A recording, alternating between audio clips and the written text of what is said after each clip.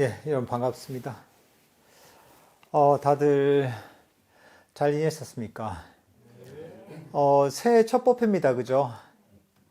저번 주에서 새해 첫날이라서 제가 그냥 해맞이 행사만 하고 법회는 그저 쉬었죠? 그리고 이제 원래 새해 첫 법회입니다. 한 해 동안 여러분들 항상 행복하시고 좋은 일 많이 있으시길 축원드립니다. 어, 저희가 이제 이번 달은 법회가 좀 적습니다. 다음 주에 저희가 화엄사 대중공양을 갑니다. 가시는 분들은 아침 7시 반에 출발하면 일찍 출발하죠, 그죠? 화엄사까지 가는데 한 3시간 정도 걸리더라고요. 그래서 일찍 출발해야지 이제 저희가 이제 시간에 맞출 수가 있어서 다음 주 일요일 날 7시 반에 여기서 이제 화엄사로 출발합니다. 그래서 다음 주엔 법회가 없습니다. 법회 대신 저희가 대중공양을 가고요. 그 다음 주에는 또 저희가 설날입니다. 구정이죠. 설날이 딱 법회 날입니다. 설날 때도 저희가 또 법회를 안 합니다. 법회 안 하셔도 선언은 항상 열려 있습니다. 그러니까 이제 차례 지내시고 나서나 그때 또 선언에 오시면 항상 열려 있으니까 언제든지 와서 또 여기 정진하시면 되고 저도 뭐 특별한 일이 없으면 아마 선언에 있을 겁니다. 그러니까 저희가 법회가 없더라도 여기 선언에 나서 명상하시고 공부하시면 아주 좋은 시간 가질 수가 있을 것 같습니다. 그리고 또 뭐 원래는 뭐가 많습니다. 이제 다음 달 1월 24일에서 26일까지는 저희가 집중 명상이 있습니다. 2박 3일간 금토일에서 집중 명상이 있으니까 거기도 참여하면 참 좋습니다. 또 집중 명상 갔다 오면 여러분들이 보양 먹은 것처럼 그 효과가 좀 갑니다. 제법 갑니다, 이게. 그러니까 마음의 건강에, 마음의 체력에 아주 좋은 보약과 같은 기회이기 때문에 그때도 시간이 되시면 꼭 참여하시면 아주 좋은 경험이 될 겁니다. 좋은 게 많죠, 그죠? 이번에 보니까 카페에도 보니까 이제 서울 쪽에 수도권에 계신 조대호 고사님이라고 그래서 멀리 계시다 보니까 아무래도 이게 선원에 자주 나오기 힘들어서 가까이 있는 분들끼리 도반들끼리 한 번씩 모여서 법담도 나누고 법회도 했으면 좋겠다 이렇게 해서 같이 공부도 했으면 좋겠다고 해서 그런 취지로 이제 글도 올리시고 또 그런 모임을 수도권 쪽에서 모임을 한번 가지시려고 하는데 그런 것도 참 좋습니다. 부처님께서도 보면 도반이 수행의 전부다 이런 얘기를 하십니다. 그러니까 같이 수행하는 같은 길을 가는 도반이 나에게 정말 큰 좋은 영향을 미칩니다.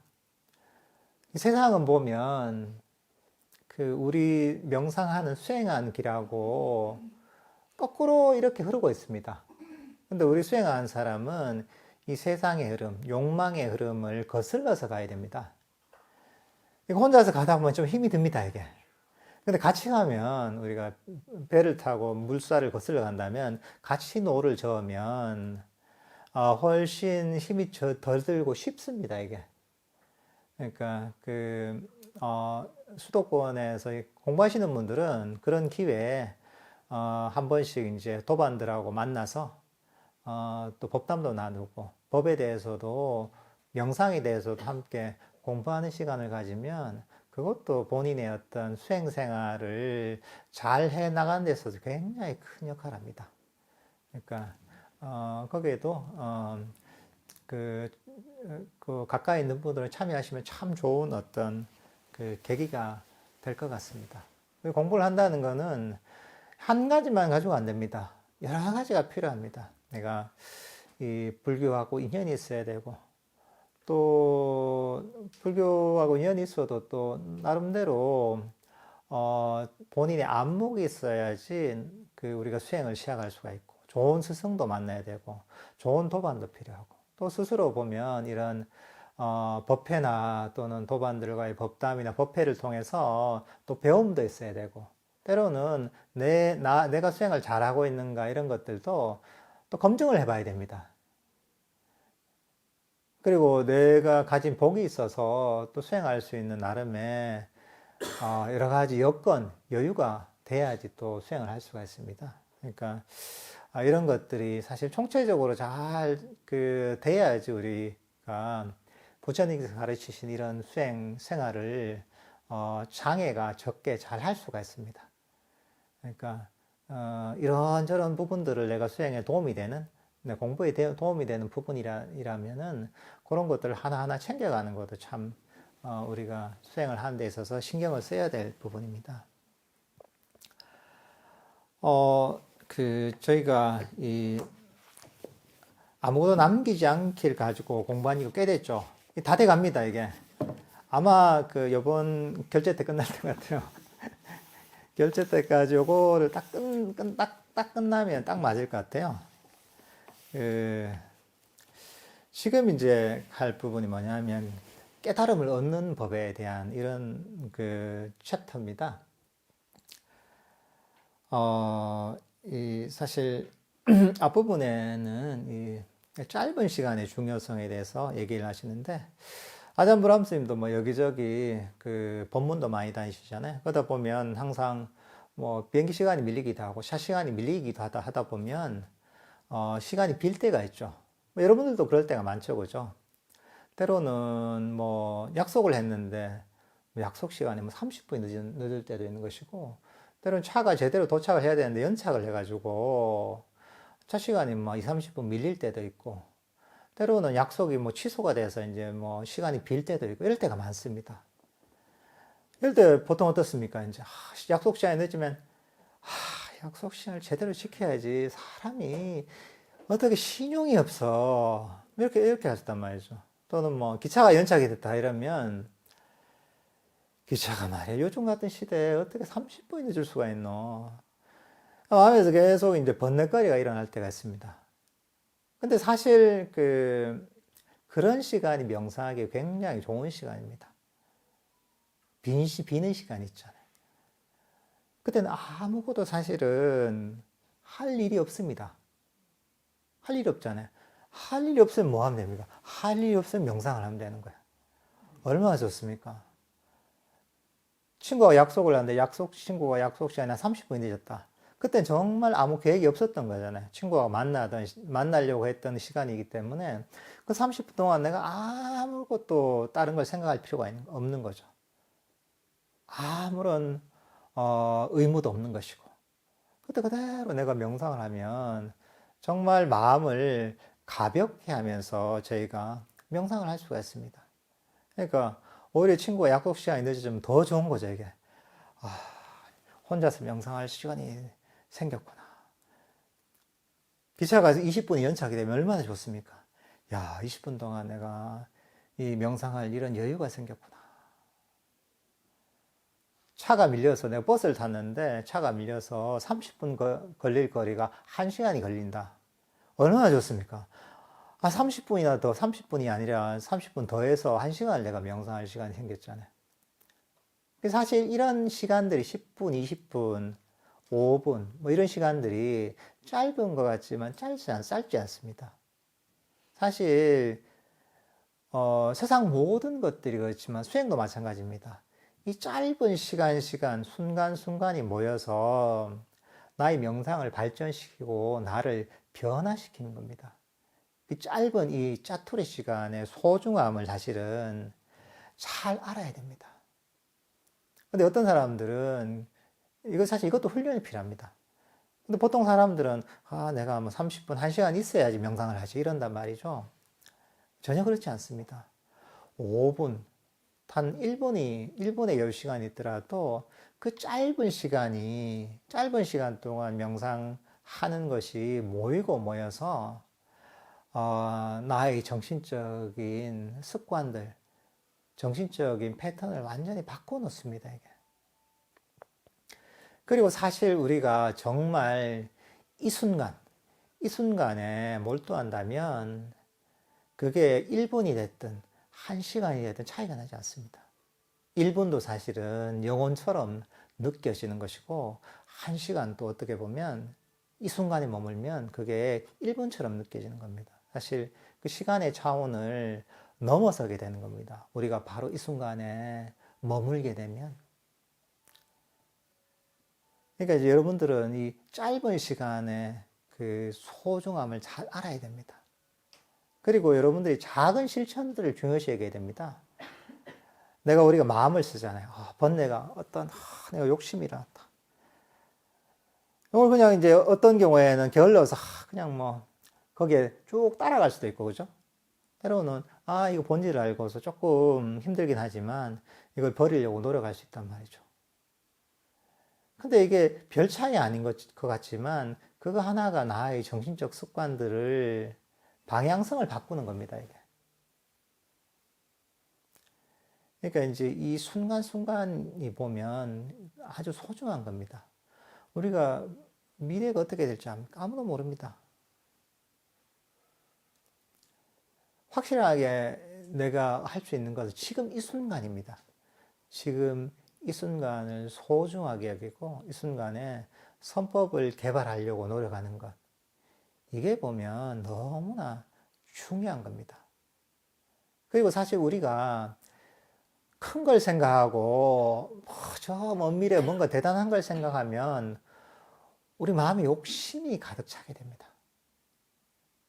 미래 큰 거, 1시간, 2시간, 10시간, 또는 뭐 어떤 경기 이러다 보면 마음이 현재 순간에 평화롭게 머무는 게 아니라 미래로 달려가면서 그걸 욕망하는 욕망이 생깁니다. 그러니까 이제 우리 마음의 장애를 스스로 만들게 됩니다. 그러니까 항상 우리는 지금 이 순간을 소중하게 여기고 이 순간에 머물려고 과거도 미래도 버리고 바로 이 순간에 머물려고 내가 할 수 있는 이 순간에 명상하게 하려고 이 순간에 내가 번뇌를 버리려고 노력을 해야 됩니다.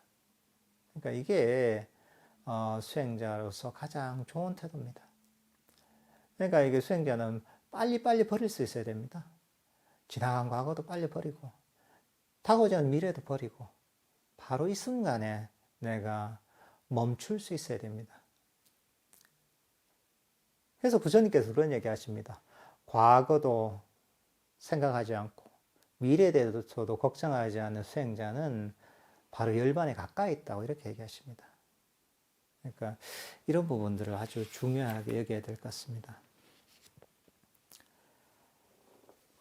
이 깨달음의 첫 번째 단계가 보면 수다원 예륙과입니다.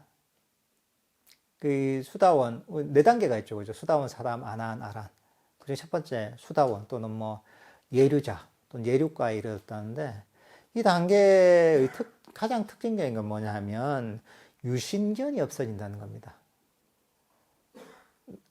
자아관념이 없어진다는 거죠. 몸과 마음을 나로 여겼는데 수다원이 되면 몸과 마음이 내가 아니라는 걸 아는 거죠. 이것도 오온이 정신과 물질이 임시로 조건 지어져서 모여서 내가 나라고 착각하는 것이다 라고 알게 되는 거죠. 실제 나가 아니라는 걸 아는 거죠. 나가 없다는 걸 아는 거죠. 근데 이런 어떤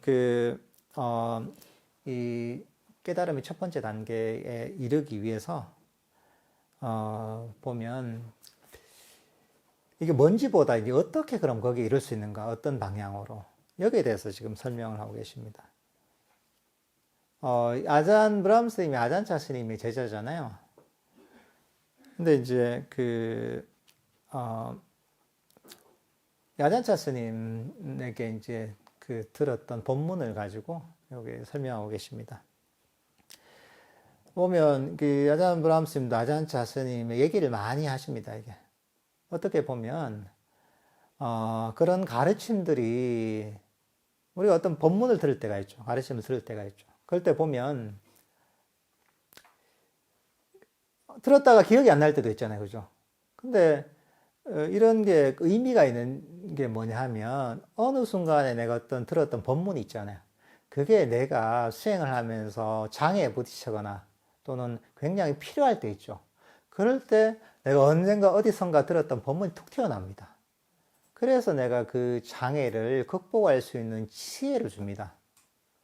아잔 브람스님도 어떻게 보면 그 아잔차 스님께 들었던 아주 훌륭한 법문들이 수행할 때, 수행에 장애에 부딪힐 때 다시 기억이 나면서 이제 저 의식의 저변에 있다가 다시 내 의식 그 밖으로 나오면서 그런 어떤 가르침들이 수행을 하는데 수행의 장애를 극복하는데 굉장히 그 많은 이 도움을 받았다 이런 얘기를 하십니다. 그런 가르침 중에 한 가지가 뭐냐 하면 이 아잔차 스님이 이제 이런 어떤 재미있는 비유를 하십니다. 그 아잔차 스님의 그 사원에 사원을 일종의 이제 망고 과수원과 같다라고 얘기합니다. 망고가 그 사원이 망고 과수원과 같고 그리고 그 사원에 있는 망고 나무는 바로 이제 석가모니 부처님께서 심은 것이다 이렇게 얘기하십니다. 그리고 그 망고 나무에는 엄청나게 많은 망고의 열매가 열리고 그 망고 열매는 세상에서 정말 맛본 적이 없는 그런 너무나 좋은 향기를 풍기고 또 천상의 정말 그런 맛을 보여줄 정도로 너무나 이제 어디에서 먹어보지 못한 그런 대단한 맛을 가진 그 망고가 열린다고 합니다. 그러니까 이제 이 사원 안에 그 망고 나무가 많이 있고 그 망고 나무에는 망고가 엄청 열리고 그 망고는 너무나 향긋하고 너무나 맛있다는 거죠. 누구나 그걸 따먹고 싶겠죠, 그죠? 너무 맛있고 너무 향기도 좋고 너무 아름다우니까. 근데 이제 이 망고는 특이하게 보통 망고를 따려면 어떻습니까? 나무에 올라갔다거나 또는 저 짝대기를 가지고 툭툭 두드려서 따거나 뭐 이렇게 따겠죠. 근데 그 사원에 있는 망고는 나무에 올라가서도 딸 수가 없고 또는 이런 이 막대기를 가지고 쳐서도 딸 수가 없고 그러니까 그렇게 해서는 절대로 딸 수가 없다는 거죠. 참 신기한 망고 나무인 거죠. 근데 그 망고 나무는 그럼 어떻게 따느냐? 가만히 망고 나무 아래 앉아가지고 딱 가만히 앉아 손만 벌리고 있으면 어느 순간에 망고가 손에 툭 떨어진다는 거죠. 이게 깨달음에 이르는 길이다. 거죠.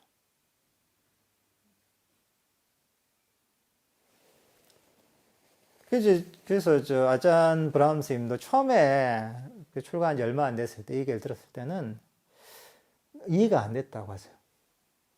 도대체 저게 무슨 소리지? 아니 망고 나무를 따려면 좋은 아주 맛있고 향긋한 그 망고 열매를 따려면 당연히 망고 나무 올라가거나 안 그러면 손으로 뭐 따거나 안 그러면 나무 막대를 가지고 따거나 해야 되는데 어떻게 망고 나무 아래 앉아가지고 가만히 손만 벌리고 있으면 그게 그 손에 톡 떨어지냐고. 이게 말이 안 되잖아, 이게. 그래서 이제 처음에는 이해가 안 됐는데 수행이 깊어지고 그러면서 이제 점점 마음에 대한 이해가 깊어지면서 그 뒤에는 이제 정말 아자한자 스님께서 하신 이 비유적인 법문이 너무나 맞구나. 너무나 이 깨달음에 이르는 그 길을 이런 비유를 통해서 너무 정확하게 보여주는구나 하는 것을 깨닫게 됐다고 하시거든요. 그러니까 사실 아까 망고나무라고 했던 이런 망고나무는 이 세상에서 우리가 좋은 것을 얻기 위해서 얻는 방식하고는 완전히 다른 방식으로 사실은 얻을 수 있다는 거죠. 세상의 것들은 어떻습니까? 우리가 망고 나무가 있으면 당연히 나무 올라가서 손으로 따거나, 뭐, 사다리를 대가지고 이렇게 따거나, 나무 막대를 가지고 따거나, 안 그러면 망고 나무를 잘라서 따거나, 어쨌든 간에 그런 방식이 필요하단 말이죠. 그런 노력이 필요하단, 그런 애씀이 필요하단 말이죠. 근데 이게 이제 세상에서 뭔가를 얻는 방식이죠. 그건 뭐냐면, 내가 원하는 대상이 있단 말이죠. 대상이 있어요. 그 대상이 있다면 어떻습니까? 욕심을 냅니다. 욕심을 내고 의지를 가지고 내가 얻어야지 계속 애쓰고 해서 결국은 그걸 얻는 것이 세상의 것들을 얻는 방식입니다. 그게 뭐 돈이 됐든 내가 물건이 됐든 뭐 내가 지능이 됐든 학력이 됐든 세상의 성취라는 게 사실 그런 속성이 있습니다. 근데 이 불교적인 성취는 뭐냐면 그 욕심을 놓아버리는 겁니다, 이게. 그 욕망을 놓아버리는 겁니다. 그 어떻게 보면 욕망이란 것은 끊임없는 의지의 작용이 수반되는 겁니다. 의지를 가지고 잡아야지, 성취해야지, 얻어야지 하는 거죠. 근데 그게 보면 욕망의 흐름이고 끊임없이 욕망을 일으키는 과정인 거죠. 근데 보면 불교적인 수행은 뭐냐면 욕망의 흐름을 멈추는 겁니다. 끊임없는 의지를 멈추는 겁니다. 이대로 멈추는 겁니다. 이대로 멈추면 뭐냐 하면 깨달음이란 것은 저절로 툭 떨어진다는 거죠. 그러니까 이거는 세상에 없는 겁니다, 사실 이게. 세상에 그 세속적인 것들 얻는 방식하고 완전히 반대로 가는 겁니다. 중생들은 끊임없이 달리고 있습니다. 뭔가를 향해서. 여러분들의 인생도 마찬가지입니다. 여러분들의 인생도 끊임없이 뭔가를 향해 달립니다. 학생들 같으면 뭐 공부를 위해 달리고, 또는 돈을 위해 달리고, 또는 뭐 애정을 위해 달리고, 어떤 욕구를 위해 달리고, 욕망이 대상이 있으면 그걸 위해 끊임없이 달립니다, 우리는. 그게 중생의 흐름입니다, 그거는. 근데 이게 바로 우리를 이렇게 괴로움을 갖고 오고 우리를 윤회의 그런 사이클에서 벗어나지 못하게 만드는, 끊임없이 쉬지 못하고 달리게 만드는 그런 거죠. 근데 이 부처님께서는 이걸 보시고 그게 아니라 이런 괴로움에서 근본적으로 벗어나는 방법을 가르쳐 주신 거죠. 그게 바로 원함을 멈추는 거죠. 집착을 멈추는 거죠. 집착을 버리는 거죠. 원하지 않으면 쫓아가지 않습니다. 그죠? 움켜쥐지 않잖아요. 내가 움켜쥐면 어떻게 됩니까? 움켜쥐면 내가 뭐든 움켜쥐지 않아요? 좋으니까 움켜쥐겠죠. 그죠? 근데 움켜쥔 것들이 그대로 머물러 있지 않잖아요. 계속 변한단 말이죠. 내가 소중하게 여기는 게 있다. 물건이 있다. 이 물건도 그대로 머물러 있지 않습니다. 물건도 낡고 부서지고 때로는 손실됩니다. 그럼 어떻게 된 거야? 나는 이 물건이 낡고 손실되고 파괴됨에 따라서 나도 같이 흔들리는 겁니다. 물건이나 사람 같으면 더 그렇죠. 내가 정말 사랑하는 사람이다. 그럼 내가 여기 집착을 하고 있고 움켜쥐고 있다 이러면 어떻게 됩니까? 이 대상이, 사랑하는 대상이 병이 든다, 문제가 생긴다, 죽는다 이러면 어떻게 됩니까? 나도 같이 흔들리는 겁니다. 집착 때문에. 그러니까 괴로운 거죠. 그러니까 뭐 그런 얘기 있잖아요. 법부형에도 사랑하는 사람도 만들지 말라, 미워하는 사람도 만들지 말라. 사랑하는 사람은 만나지 못해 헤어져서 괴롭고, 미워하는 사람은 만나서 괴롭다고 하잖아요. 왜냐하면 그 대상에 사랑하든 미워하든 다 집착하는 겁니다. 옮겨지는 겁니다. 그게 내 뜻대로 안 되면 거기에 따라 내 마음이 출렁출렁거리는 겁니다, 이게. 거기에 따라 계속 마음이 요동치면서 이런저런 괴로움을 겪게 되는 겁니다. 그것을 계속 쫓아가게 되는 거죠. 근데 불교 수행이라는 것은 해보면 해볼수록 점점 이 아찬자 스님께서 하신 얘기가 정말 맞습니다. 처음에도 놓아버리죠. 처음에도 욕심도 놓아버리고 불만족도 놓아버리고 이런저런 잡념도 놓아버리죠. 과거도 놓아버리고 미래도 놓아버리죠. 그럼 어떻게 되느냐?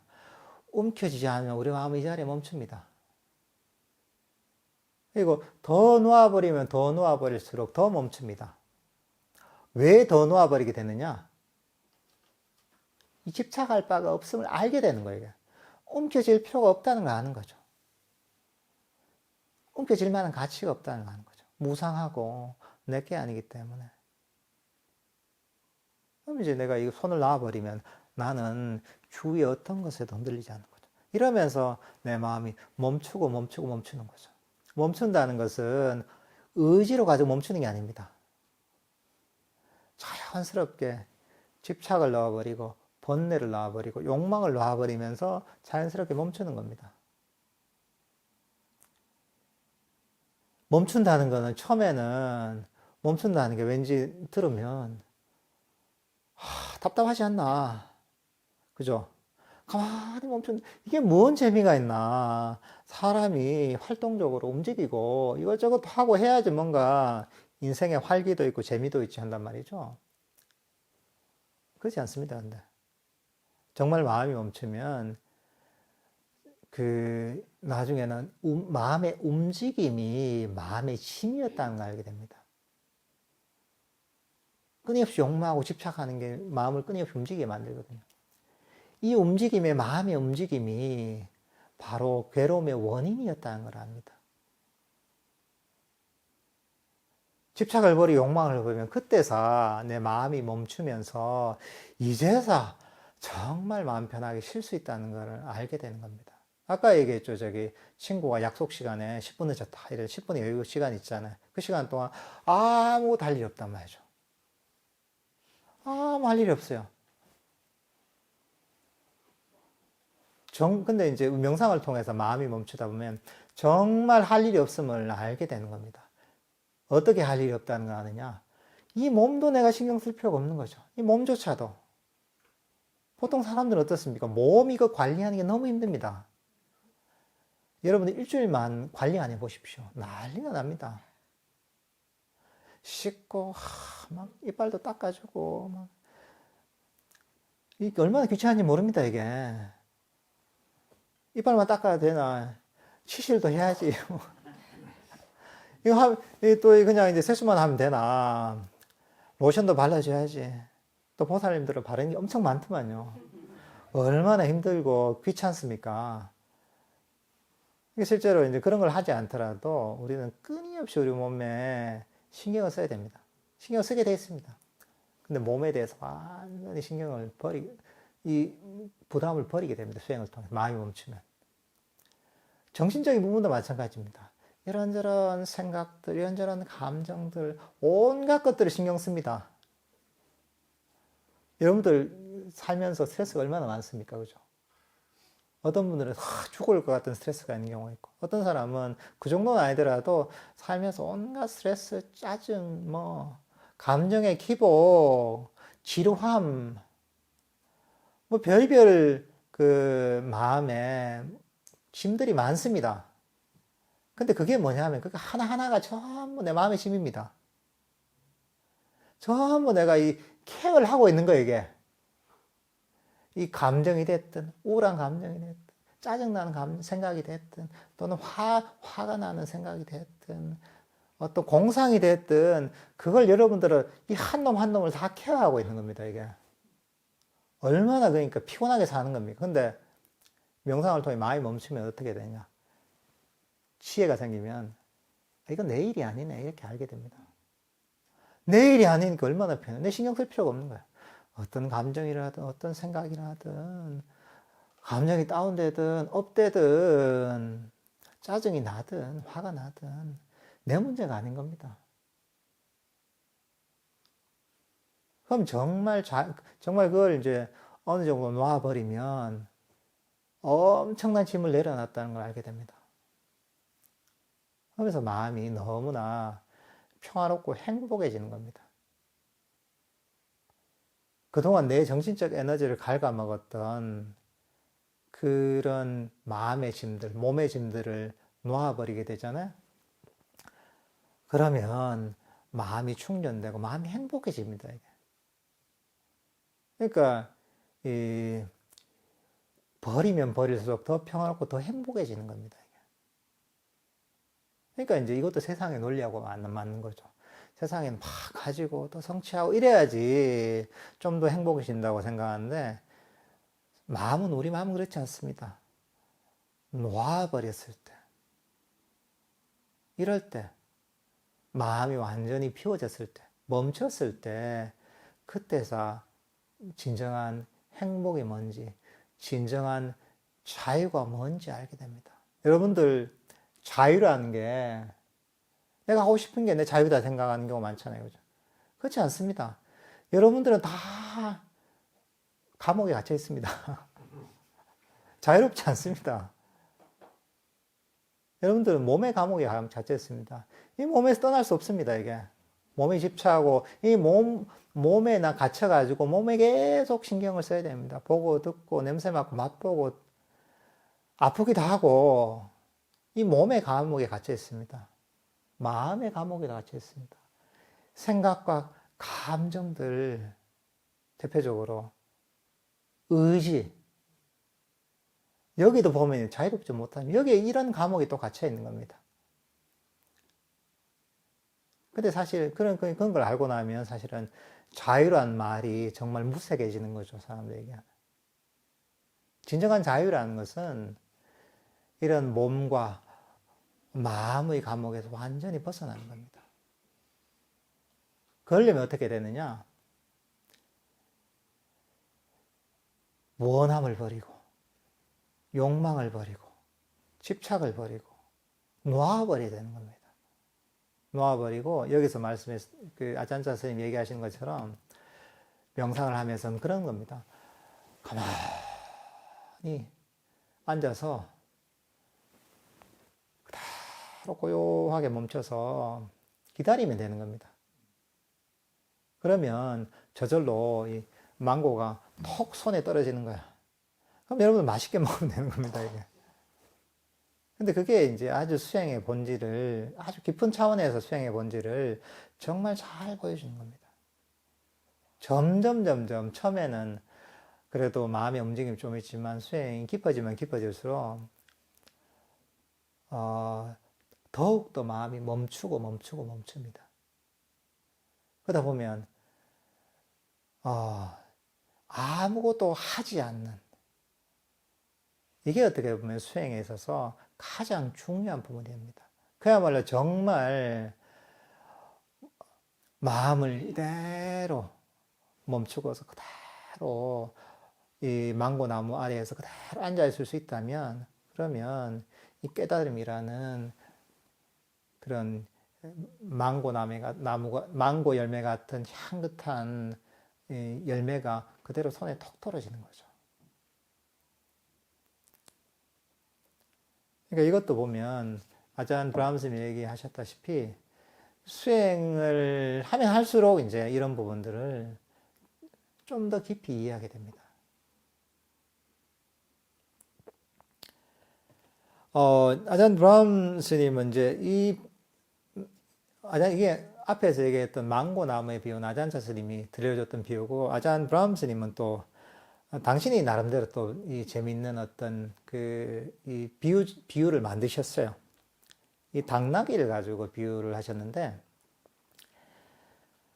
당나귀가 고집이 엄청 세다고 하네요.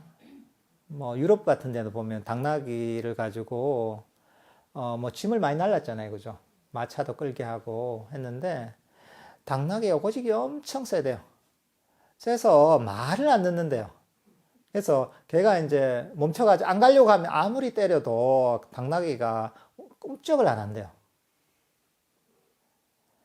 그러기 위해서 이제 당나귀를 움직이게 이제 원하는 대로 움직이게 하는 그런 나름의 그 기술이 있는데, 그게 뭐냐 하면, 당나귀 이제 목에다가 그 막대기를 하나 쭉 앞으로 다는 거예요.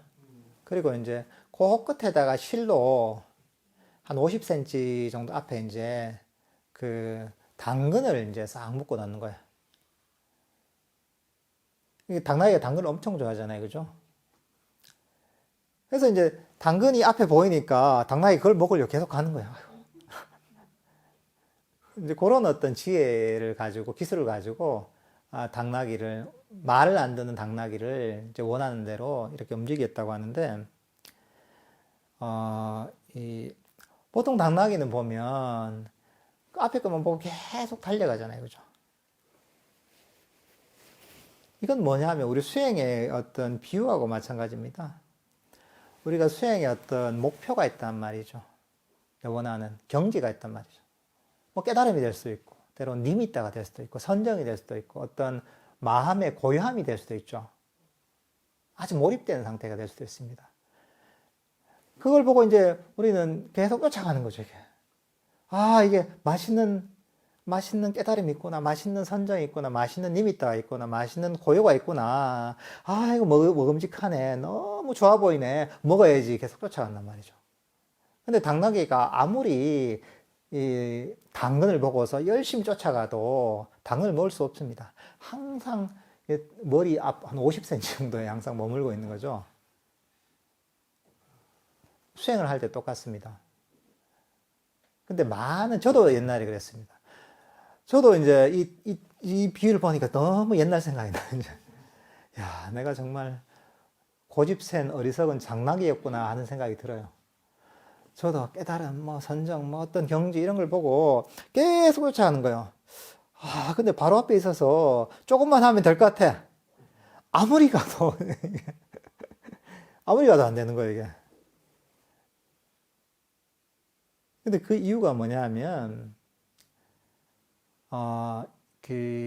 이 속성 자체가 이것을 계속 얻으려고 의지를 가지고 추구해서는 그걸 얻을 수가 없는 겁니다. 불교적 수행이라는 것은, 아까도 얘기했잖아요. 불교적 수행은 원함과 얻으려고 하는 욕심에 의해서, 얻으려고 하는 의지에서는 성취할 수가 없는 겁니다. 왜냐하면 그 욕심이 바로 괴로움의 원인이고, 명상의 장애고, 수행의 장애인 겁니다. 깨달음의 장애물이 되는 겁니다. 당나귀 계속 앞에 있는 그 당근을 보고 쫓아가는 거 똑같은 거예요. 그럼 어떻게 되느냐? 그 지혜를 활용해야 되는 거죠. 만약에 당나귀가 그 당근을 먹으려면 어떻게 해야 되겠습니까? 일단 쭉 달려가죠, 그죠? 쭉 달려가다가 어느 순간에 탁 멈춰요. 탁 멈추면 어떻게 됩니까? 탁 멈추면 그 끈에 달려있던 당근이 처음에 멀어집니다. 그죠? 멈추면 어떻게 됩니까? 관성에 의해서 더 멀어지죠. 50cm 앞에 있던 게 나중에 100cm 저 앞까지 가버리면 더 멀어집니다. 보통 그 어리석은 당나귀 같으면, 더 멀어지고 안 되겠다. 또 쫓아갑니다, 이게. 근데 그게 아니죠. 이 당나귀는 지혜가 있는, 부처님의 가르침을 들은 당나귀인 거죠. 기다립니다. 멀어져도 기다립니다. 그대로 평화롭게 기다립니다. 그러다가 이제 저 멀어졌다가 어느 순간이니까 다시 점점 가까워져요. 그리고 나중에는 50cm 앞까지 와요. 그러다가 더 가까이 오는 희한하게 가만히 있으니까 40cm, 30cm, 20cm, 10cm, 5cm 하는 거예요, 이게. 그러다가 이제 바로 내 입 앞까지 탁 오는 거예요. 그럴 때 어떻게 하면 됩니까? 입만 탁 벌리면 되는 거예요. 입만 탁 벌리면 당근이 탁 들어오는 거죠. 그래서 내가 와작 씹어서 내가 맛있는 당근을 먹으면 되는 거죠. 그러니까 이게 이 불교 수행이라는 게 사실 이런 겁니다. 처음에 놓아버리잖아요. 욕심을 놓아버리고, 의지를 버리고, 원함을 버려다 이러면 그 전에 열심히 수행하던 사람 수행하는 것 같지가 않습니다. 잠도 오고, 긴장을 풀려고 특히나 그런 얘기 많이 합니다. 긴장을 풀려고 하니까, 졸리고, 잠도 오고, 옛날에는 막 의지를 가지고 열심히 할 때는 뭔가 하는 것 같았는데, 수행자 갖고 내가, 지금은 이게 뭐 하는 것도 아니고, 안 하는 것도 아니고, 수행자가 뭐 빠릿빠릿한 게 없는 것 같기도 하고, 이게 뭐야, 이게. 수행이 안 되는갑다. 옛날식으로 내가 의지를 가지고 열심히 해야지. 이런단 말이죠. 욕심을 가지고. 그건 뭐냐 하면, 처음에 이제, 잠시 멈췄다가, 당근이 이제 50cm 더 멀어지잖아. 멀어질 때 참지를 못하고 계속 당나귀가 멈추지 못하고 계속 달리는 거죠. 당근을 향해. 그거하고 똑같은 겁니다. 그러니까 사실 처음에는 그런 느낌이 듭니다, 이게. 맨날 우리는 평생 살아온 방식이 끊임없이 욕망에 대해서 이걸 쫓아가고 욕심내고 얻으려고 하고 의지를 가지고 푸시하고 이렇게 평생을 살아왔습니다. 그 습관이 수행하는데도 그대로 적용이 되는 겁니다. 나는 세속에 있다가 나는 이제 불교 수행을 해서 수행을 시작했기 때문에 난 딴 사람이 된 것 같죠? 아닙니다. 대부분의 사람들은 불교 수행을 시작해서도 세속에서 살아온 거하고 똑같은 방식으로 수행을 합니다. 거의 대부분 사람들이. 평생 그렇게 살아왔고 그 길밖에 모르는 거예요. 그러니까 부처님이 아무리 정확하게 가르쳐도 내 식대로 왜곡하는 거예요. 왜냐하면 나는 놓아버린 삶을 살아본 적이 한 번도 없기 때문에 경험이 없는 거예요. 그러니까 불교를 이해 못합니다. 불교 명상을 이해를 못합니다. 우리의 이해라는 것은 모든 이해는 그렇습니다. 모든 이해는 경험의 바탕을 두는 겁니다. 조금의 경험이라고도 있으면 그 경험을 통해서 이해가 생깁니다. 확장을 시킬 수 있는 거죠, 이해를. 그렇지만 이 조금의 경험이 없잖아요. 이해가 불가능합니다. 이해가 불가능하면 어떡하냐? 엉뚱한 걸 갖고 오는 거예요. 내가 평소에 뭔가 세속에서 있으면 성취했던 경험, 성공했던 경험 사례도 있잖아요. 그 사례들을 그대로 갖고 와서 수행에 적용시키는 거죠. 내가 좋은 게 있으면 열심히 내가 푸시를 해가지고 의지를 가지고 욕심을 내서 내가 얻었잖아, 성취했잖아. 불교 수행도 이렇게 하면 되겠네 하고 그대로 적용시키는 겁니다.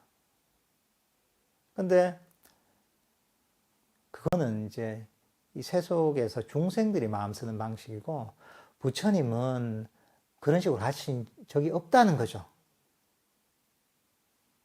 그러니까 부처님 위대한 게 사실 그겁니다. 세상에 없는 방식을 가르친 겁니다. 그러니까 여러분들이 수행을 처음 딱 시작했는데 너무 잘 이해가 된다. 잘못하고 있습니다. 그냥. 내가 감이 잡힌다 이러면 잘못하고 있습니다. 100% 잘못하고 있습니다. 어떤 느낌 들어야 되냐면, 이렇게 해서 수행이 돼, 이게? 아까 당나귀 얘기했잖아요. 멈췄는데 당근이 멀어져요. 멀어지면 내가 이 당근을 먹을 수 있는 가능성이 줄어드는 게 우리의 직관이단 말이죠.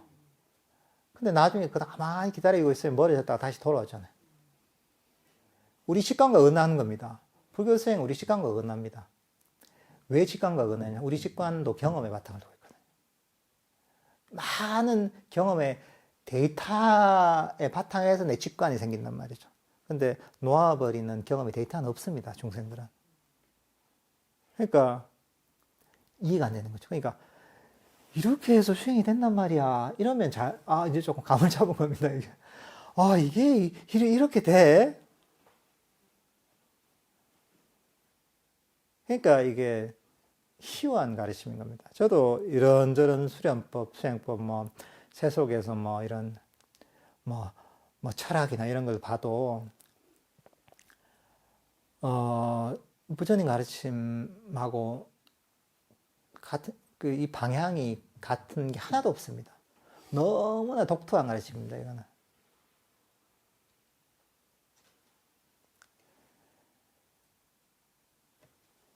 그러니까 여러분들도 이게 항상 공부를 하실 때, 이 당나귀, 기억해야 됩니다. 이 당나귀의 어떤 비유를 기억해야 됩니다.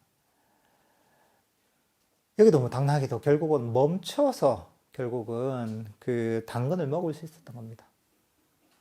계속 달려가면 죽을 때까지 내가 당근을 먹을 수가 없습니다. 계속 쫓아가는 거죠. 내가 다 할 수 없는 뭔가에. 수행도 똑같습니다. 수행도 여러분들 열심히 수행하잖아요. 열심히 내 깨달음을 얻어야지, 선정을 얻어야지, 뭘 얻어야지 하잖아요. 뭘 얻어가지고 나는 정말 무상정등정각을 얻어서 정말 이 모든 중생들을 제도해야지 막 이럴 수 있단 말이죠. 이제 그렇게 생각하고 있다면 죽을 때까지 신기를 쫓는 것 같습니다. 왜냐하면 그 방식이 부처님께서 전혀 가르친 방식이 아니에요. 그러니까 이 사람들은 생각해야 되는 게 뭐냐면 부처님, 우리가 불교를 믿잖아요. 부처님이 가르치는 믿고서 수행을 한단 말이에요. 명상을 한단 말이죠. 그래서 나도 부처님처럼 저렇게 되고 싶어. 그 제시하는 그 뭐 깨달음이라든가 선정이랄까 어떤 경지, 나도 거기 이르고 싶어. 부처님처럼 평화롭고 행복한 사람이 되고 싶어 한단 말이죠. 그리고 나서 그 가르침대로는 안 하고 내 하고 싶은 대로 하잖아요. 그러고서 결과를 바란다. 이 결과를 얻을 수 있나요? 불가능합니다. 세상에 그런 게 어디 있어요? 부처님도 결국은 우리 번뇌를 소멸시키는 마음의 평화, 행복을 얻는 깨달음에 이르는 그런 이 방법을 제시해 주셨고, 이게 보면 그런 깨달음과 완전한 평화, 행복에 이르는 원인을 쌓는 거단 말이죠. 근데 그 원인을 쌓지 않고 엉뚱한 원인을 쌓았는데 어떻게 그 결과가 생기겠어요? 있을 수가 없습니다. 그러니까 우리는 바른 노력, 바른 정진이라고 할 때 바른 노력은 그냥 의지를 가지고 푸시하는 게 바른 노력이 아닙니다. 바른 노력은 탐진치를 탐진치가 뭐냐? 원함을 버리는 겁니다. 움켜쥐려는 집착을 버리는 겁니다. 성취하려고 하는 욕심을 버리는 겁니다. 불만족을 버리는 겁니다. 지금 이 순간에 만족하면서 이 순간에 멈춰야 되는 겁니다. 움켜쥐던 걸 놓아버려야 되는 겁니다. 이게 바로 바른 정진이라는 거죠. 내가 의지를 가지고 참는 게 정진이 아닙니다. 거기에는 보통 욕심이랄까, 불만족이랄까, 얻고자 하고는 집착이랄까, 이런 것들이 많이 깔려 있습니다. 그러니까 여러분들도 이 지혜로운 이 당나귀처럼 해야 됩니다. 멈춰야 됩니다. 멈추고 그대로 기다려야 됩니다. 인과를 이해하면서. 물리법칙을 안다면 우리가 기다릴 수 있잖아요. 그죠? 기다리고 가만히, 그리고 마지막에는 우리가 자애심이 있어야 됩니다. 우리가 어떤 경지든지 있는 그대로 받아들일 수 있는 부드러운 마음이 있어야 됩니다. 그건 뭐냐면 당나귀가 입을 꽉 닫고 있잖아요. 와도. 그러면 자기가 먹을 수 없습니다. 그냥 오히려 이제 입에다 부딪혀 버리죠. 뭐든지 있는 그대로 받아들이는 자애심이 있으면, 입을 탁 벌리고 있으면 이 당근을 그대로 수용할 수가 있는 거죠. 이런 수행을 하는 데 있어서는 모든 것들을 조건 없이 용서하고 포용하는 이 자애심도 사실 바탕이 돼 있어야 됩니다. 이게 바로 깨달음에 이르는 방법입니다. 여러분들도 이 불교 수행의 방향성을 생각할 때 이 두 가지 비유를 생각하면 그 방향이 뭐랄까 이미지로 어느 정도 그려질 수가 있잖아요. 아까 얘기했듯이 아잔 스님이 얘기하셨던 망고 나무 아래 가만히 멈춰서 손만 벌리고 있으면 망고가 톡 떨어지는 이런 비유와 당나귀가 달려가다가 딱 멈춰서 가만히 기다리다가 입을 탁 벌리고 이제 이 당근을 먹는 이 비유를 생각하시면서 명상을 하시면 명상의 방향성을 여러분이 정확하게